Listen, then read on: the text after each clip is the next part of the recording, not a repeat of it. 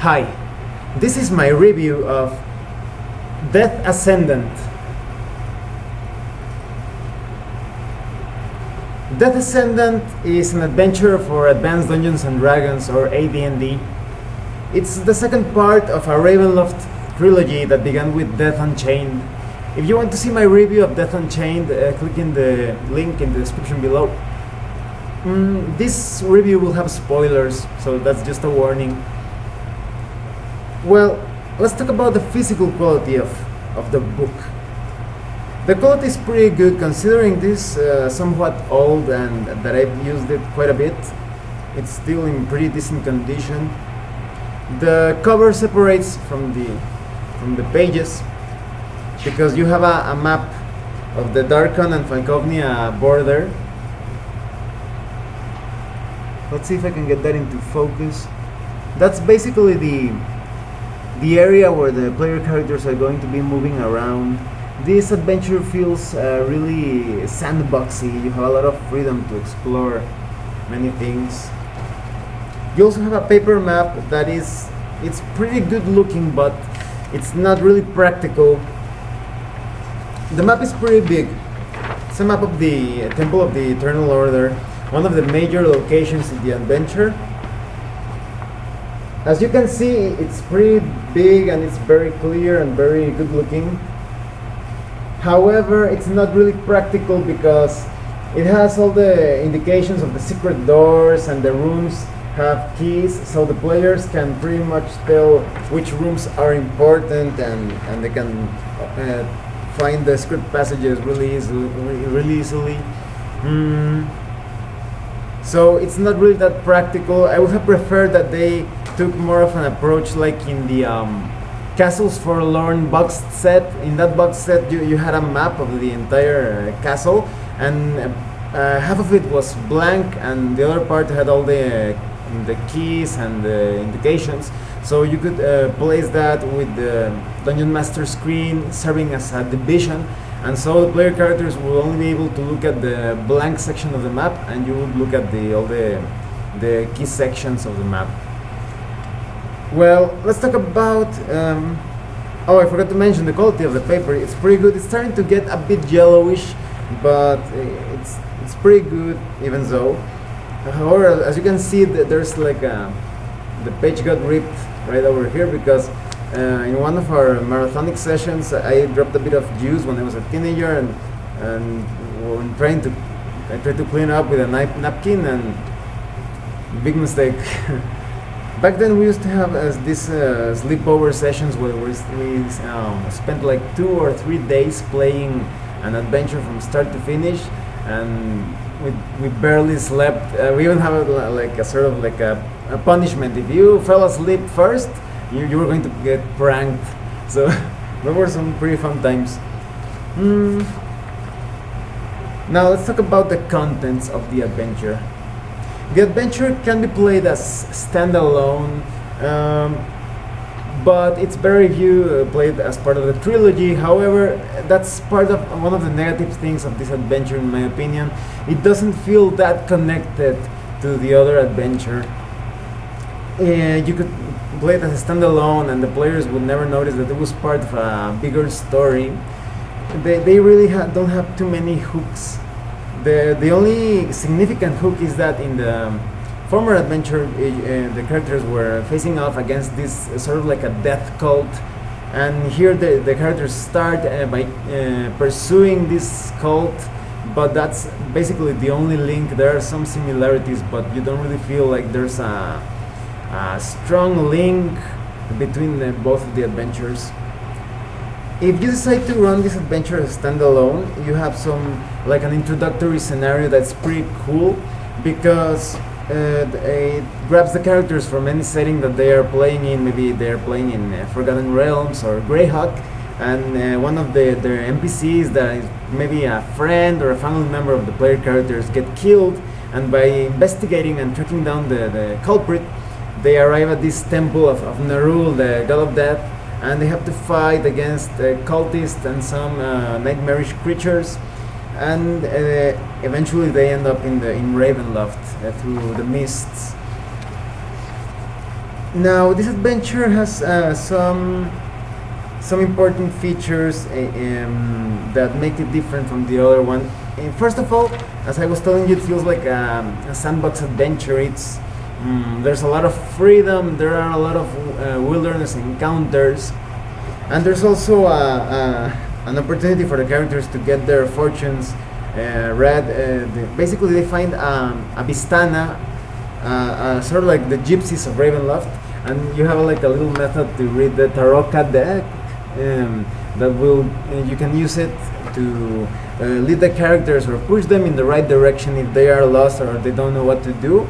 You can have this Vistana NPC read their fortunes and get them on the right track, because it's pretty easy to get lost for them to not know exactly where to go because of the open nature of the adventure. Well, the basic plot line is this: the characters are chasing down this cult, the Avonfold, and they're trying to cross the borders, the border between Falkovnia and Darkon. But everyone is really paranoid. That is, all the security forces and the armies of Darkon and Falkovnia are very paranoid, and they probably think that anyone who's trying to cross the border is like a spy or an agent. So they're going to be interrogating everyone, and that's the first obstacle. Player characters have to cross the border without getting caught in the process. Once they manage to cross the border, they're going to find this Vistana that I was telling you about. It's Vito. It's very stereotypical, like a gypsy fortune teller, and has a monkey that likes to steal things. He was attacked, he and his family were attacked during the night when they were traveling, and he asks for the character's help, and by investigating the corpses of his family, they realize that this is the same cult that they are chasing. And then you start traveling along the wilderness, going to the forest and the swamps and clearings, and you will have some dangerous encounters. For example, here's an encounter against mud zombies. So far, the adventure feels really good, but I feel like it lowers its tone or its standards as you go along. Then you find a family that seems pretty normal. The characters are looking for shelter. Maybe there's a storm or they are being chased by something, and they can find shelter there. However, that family, if you can see on this part of the illustration, right here, you can see a boy there, but that's not a normal kid. That's actually a wolf wearer.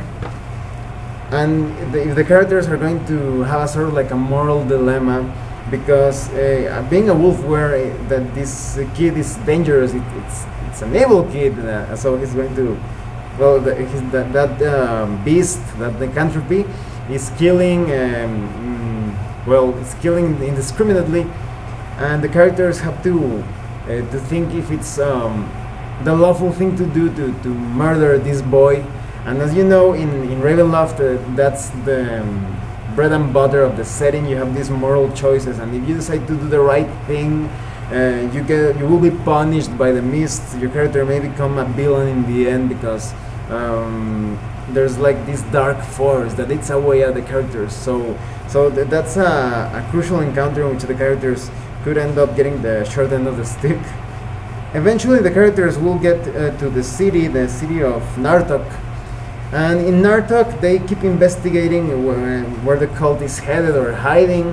And it's a very dangerous city. For example, if they stay at one of the inns in there, you could get robbed by this imp, or maybe even attacked. And that's because the entire city is dominated by a church, the Temple of the Eternal Order, and it's sort of like a religion that worships the dead and scares people and keeps them under control by, well, you know how they manipulate ideologies and the feelings and emotions of people. And the characters will get suspicious of that. They will say, oh, maybe there's something inside this Temple of the Eternal Order.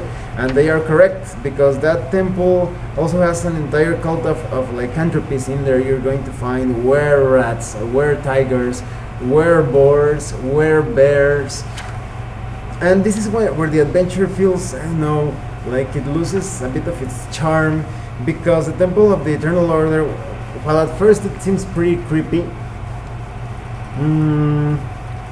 it feels too, like the adventure is too focused on lycanthropies, too many were-rats and werewolves, and it doesn't feel that scary to me. If you're going to be using were-beasts in your adventures, you need to have a lot of gory scenes that bring out the nature of the beast. That is, if you're going to have, let's say, a werewolf, let the characters enter a room where everything looks like a sort of like a slaughterhouse, and there's this guy that looks human cleaning his face with a napkin, and he has blood all over his face. That's pretty creepy. That's more scary than just oh yeah, he's a lycanthropy, get him. Because lycanthropies, when they aren't handled correctly, they just feel like humans with special powers and or special abilities, and that's not exactly the feeling that you want to portray, especially in a Ravenloft adventure. I'm not saying that humans with powers isn't cool, but it's not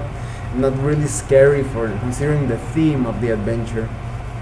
Eventually the characters will find out, well, hopefully, because they actually, if they're too cautious or too passive, they could play along the entire adventure and not notice that this is the main villain. This is actually a clone of Ascendant, of one of the Dark Lords of Ravenloft, and this clone is looking to gather the life force that the cult is stealing by using these blood knives or blood blades that they use to stab people, and they steal their life force. And he's using it to power this infernal machine as sort of like a coffin, so that he can get into this coffin and be transformed into a being of ultimate power. I think that's the most scary part of of this adventure, that the characters are more afraid of losing levels because of these attacks with the blood blades than more of the other scary stuff. So that's actually a bad sign, because with the other adventure, Death Unchained, the characters were always, well, at least my players always were under this pressure or paranoia that they didn't know what's going on. They could get attacked at any moment. But here it feels a bit more like a lighter pace, like it feels more lukewarm. Well, eventually this guy is going to get into the infernal machine, and he's going to turn into this one of the most lethal beings in Ravenloft, in my opinion. At least not on the demigod level, but pretty close to it. It's basically death. That's how it's called. It calls it itself. It's like a being fond of the mists of Ravenloft, and his attacks are quite lethal. He could pretty much decimate an entire party if they are unlucky with their rolls. And it's pretty hard to hit. You basically you can only target the hands or the head, and your weapon is going to be useless when you attack him. He's just it's pretty bothersome to fight. It's one of those characters that the players hate because his attacks can kill you at any moment, and when you attack that enemy, your weapons are going to be useless because of some effect. And once the main villain turns into this, he's going to be chasing the player characters around, and the only way to banish him for a moment is to use a symbol of life. And there are actually a couple of baby lycanthropies in the temple, so if the characters manage to strike an alliance with one of the lycanthropies, this were-tiger called Pasha Bella,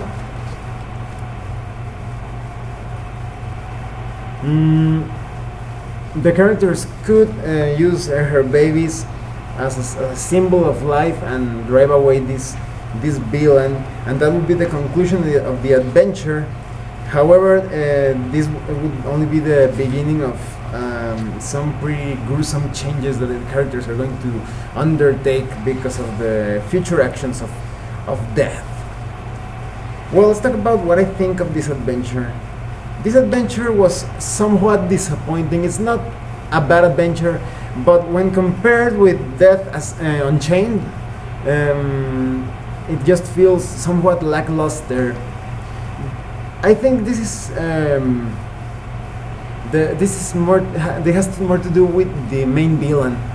With Death Unchained, the main villain, the Necromancer Ladila Sinesti, he was, I don't know, he was a force to be reckoned with. He was always shadowing the player characters. He would be chasing them around and hiding and taking control of different corpses and attacking them with undead.